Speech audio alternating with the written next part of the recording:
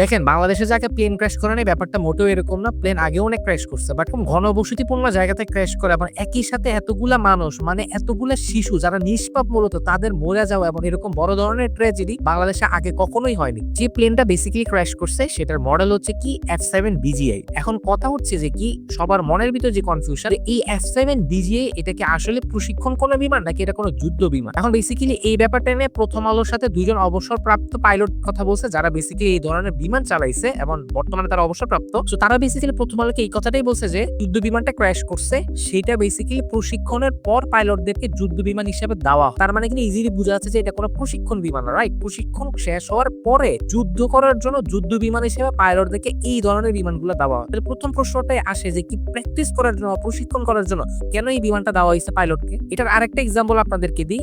অবসরপ্রাপ্ত air commander Ishfaq আলহি চৌধুরীর কথাটা আগে একটু শুনে আসে। না, এটা প্রশিক্ষণ তো নয়, এটা আমাদের মেইন ফাইটার, এটা pure fighter, single seat fighter version. আর আমরা তাকে কিন্তু বেসিক্যালি এটাই বলা হইতেছিল কি এটা একটা প্রশিক্ষণ বিমান ছিল। তো স্বাভাবিকভাবে শুরুতেই তারা মিথ্যা কথা বলতেছে এবং সবার আগে এই প্রশ্নটা আসা থেকে কেন প্রশিক্ষণের সময় যুদ্ধ বিমান দেওয়া হয়েছে।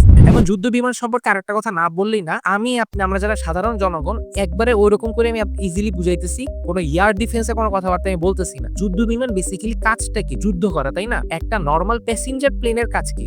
লিটারেলি জাস্ট প্যাসেঞ্জার নিয়ে ফ্লাই করবে, ল্যান্ড করবে, প্যাসেঞ্জার না পাবে। ওইগুলা থেকে তো খুব স্বাভাবিকভাবে যুদ্ধ বিমান আরো বেশি পরিমাণে পাওয়ারফুল হবে, যাতে করে যখন যুদ্ধ করতে যাবে ইয়ারে অন্য দেশের প্লেনের সাথে, তখন কিন্তু অন্য দেশের প্লেনের আক্রমণ থেকে নিজের প্লেনের বাঁচাইতে হবে, উল্টা আবার আক্রমণ করতে হবে অন্য দেশের প্লেনকে এবং সবকিছু শেষ হওয়ার পরে সেফলি ল্যান্ড করতে হবে। কিন্তু সেই জায়গায় যদি যুদ্ধ বিমানে জাস্ট ফ্লাই করতে যায় প্র্যাকটিসের সময় এভাবে টেকনিক্যাল ইস্যুস কারণে ক্র্যাশ করে, তাহলে কি ইজিলি বোঝা যাইতেছে না যে বাংলাদেশের এয়ার ডিফেন্স বা এয়ার সিস্টেম কতটা পরিমাণ খারাপ অবস্থায় আছে? এখন বেসিক্যালি যে টপিক নিয়ে ভিডিওটা বানানো সেই টপিকে আসি, যে মৃত্যু সংখ্যা আসলে হাইড করা হচ্ছে কেন? এটা আমার আপনার সবার প্রশ্ন যে কি এই জায়গায় মৃত্যু সংখ্যা হাইড করে বেসিক্যালি লাভটা কি? তো খুব সিম্পল কথা যদি বলতে যাই, এটাতে যদি লাভ হয় তাহলে একমাত্র লাভ হবে কার? এয়ার ফোর্সেস আর একই সাথে আর্মিদের। কারণ কি? কারণ খুবই সিম্পল, আপনি জাস্ট ঠান্ডা মাথায় একটু চিন্তা করে দেখেন, ওরা কথায় কথায় এই জিনিসটি উঠে যে কি ওদের ভাবমূর্তি নষ্ট হবে। তো স্বাভাবিকভাবেই আমি যে এই ভিডিও শুরুতে যে প্রশ্নগুলো তুলছি, আগে ভালো দামের ফাইটার জেট কিনে নাই কেন? এবং সোভিয়েত ইউনিয়নের টাইমে যেসব প্লেন বানানো হয়েছে, ডিজাইন করা হয়েছে, সেই টাইপের প্লেন গুলা যেগুলো বেসিক্যালি 2013 সালে পুরো পৃথিবীতে ইউজ করা অফ করে দিছে, সেগুলো কেন ইউজ করতেছে?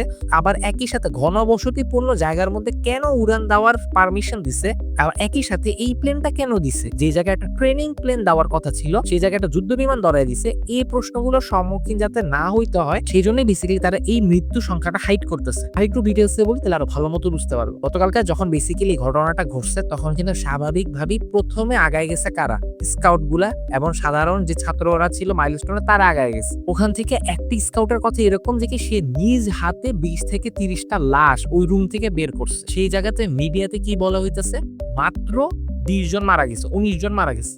পরবর্তীতে রাতের বেলা যে নাম্বারটি ইনক্রিজ হয়েছে 29-এ দাঁড়াইছে, ওটা অন্য হিসাব। এই রিজনে যখন মাইলস্টোনের পোলাপাইন যারা ছিল, স্কাউটরা, স্টুডেন্টরা যারা ছিল, তখন ওরা যখন ক্যামেরার সামনে যায় সাংবাদিকদের বলতেছিল যে এত কম মানুষ কেন আপনারা নাম্বার বলতেছে, মানুষ তো আরো অনেক বেশি মারা গেছে। কারণ ওদের কথা মতো প্লেনটা ক্র্যাশ করে লিটারেলি রুমের ভিতর ঢুকে গেছে, আবার একই সাথে 2টা রুমের সবাই মারা গেছে। ওদের ভাষ্য মতে একটা রুমে সাধারণত স্টুডেন্ট থাকে 30 জন, 2টা রুমে স্টুডেন্ট থাকবে 60 জন। তাহলে কি 60 জনে মারা যাওয়ার চান্সেস অনেক বেশি না? ওদের হিসাব মতো গেলে 60 জনের উপর আরো অনেক বেশি মানুষ মারা গেছে, বাট 60 জন তো কনফার্ম মিনিমাম, তাই না? তো সেই জায়গার ভিতরে মিডিয়া কেন দেখাইতেছে 19 আর 20 সংখ্যা এরকম? এই প্রশ্নটা যখন করছে তখন সাথে সাথে নাকি আর্মি আসছে, আর্মি ওদেরকে ধরে নিয়ে গেছে, নিয়ে যে ধুমায়া মারছে।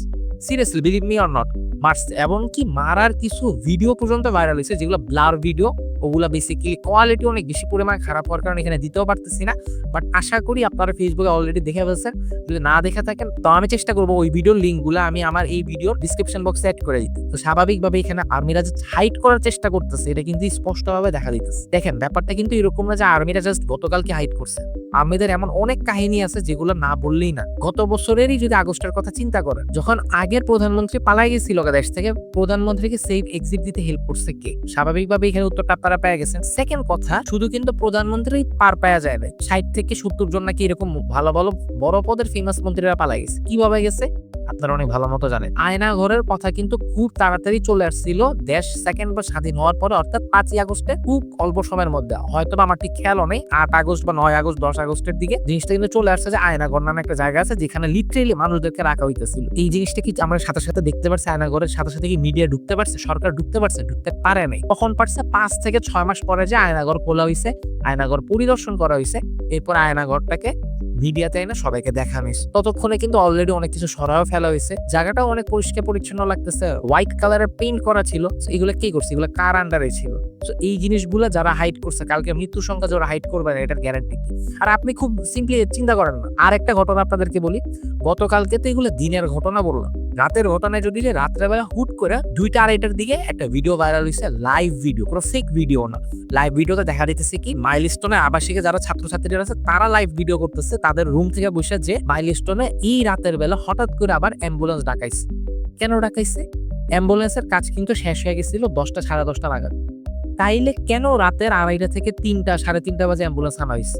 আর্মিরা পর্যন্ত আসছে, আর্মিরা এসে অ্যাম্বুলেন্সে করে এদিক সেদিক কাজ করতেছিল। যখন তাড়াতাড়ি করে ওরা গেছে আবাসিক হল থেকে নাইমো, অ্যাম্বুলেন্স আটকেছে, অ্যাম্বুলেন্স আটকাইতে পারেনি। সাথে সাথে ওরা ফেসবুকে লাইভ ভিডিও গেছে, লাইভে যাওয়ার পরে অনেক মানুষ আসছে সাথে সাথে। এই রাতের বেলায় কিন্তু যমুনা টেলিভিশন সহ আরো নানা ধরনের মিডিয়া ওই জায়গায় গেছে খবর প্রচার করার জন্য, এবং এটা নিয়ে নানা কাহিনী।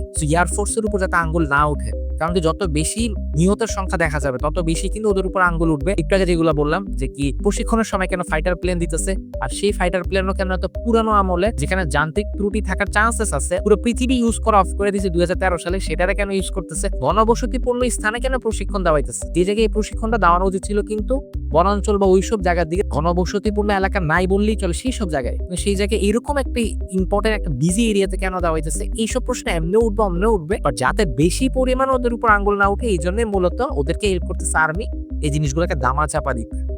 এই ভিডিও বেসিক্যালি ইন্টারিম গভর্নমেন্টকে নিয়ে না, ওইটা নিয়ে অন্য ভিডিও বানাবো আমি। দ্যাটস এখানে আমি ইন্টারিম গভর্নমেন্টে কিছু বলতেছি না, বাট অলরেডি এই ভিডিও পাবলিশ করতে করতে আপনারা জানেন যে ইন্টারিম গভর্নমেন্ট কি কি করে ফেলছে, যেটা নিয়ে অনেক হাসাহাসি এবং ট্রোলের শিকার হইতেছে তারা, এবং তারা কিন্তু লিটারেলি ওরকম শক্তভাবে কিন্তু এই ব্যাপারটাকে হ্যান্ডেল করতে পারতেছে, যেটা দুঃখের হইলো সত্যি। খুবই সিম্পল, আপনি জাস্ট চিন্তা করে দেখেন যে কি ওই দিন অ্যাটেন্ডেন্স নেওয়া হয়েছিল, আর অ্যাটেন্ডেন্সে যারা যারা উপস্থিত ছিল ওই জিনিসটা ইজিলি বের করে ফেলা যাবে, আনলেস আর্মিরা যদি মাইলস্টোন প্রশাসনকে বা মাইলস্টোনের অথরিটিকে কোনো প্রকার চাপ না দেয়।